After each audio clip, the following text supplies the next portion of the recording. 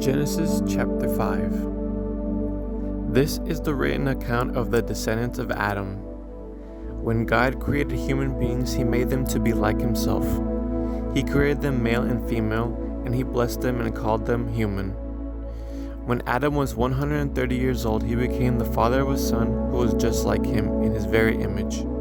He named his son Seth. After the birth of Seth, Adam lived another 800 years, and he had other sons and daughters. Adam lived 930 years, and then he died. When Seth was 105 years old, he became the father of Enosh.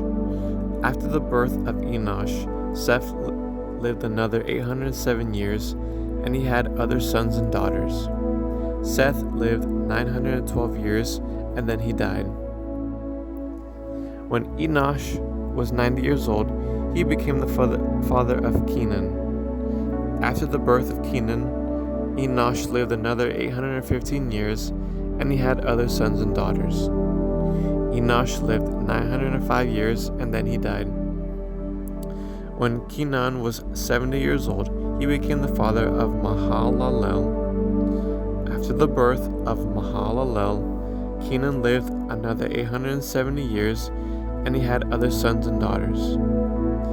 Kenan lived 910 years, and then he died. When Mahalalel was 65 years old, he became the father of Jared. After the birth of Jared, Mahalalel lived another 830 years, and he had other sons and daughters. Mahalalel lived 895 years, and then he died. When Jared was 162 years old, he became the father of Enoch.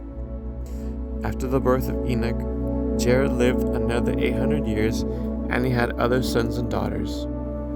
Jared lived 962 years, and then he died. When Enoch was 65 years old, he became the father of Methuselah. After the birth of Methuselah, Enoch lived in close fellowship with God for another 300 years, and he had other sons and daughters. Enoch lived 365 years, walking in close fellowship with God. Then one day he disappeared, because God took him. When Methuselah was 187 years old, he became the father of Lamech.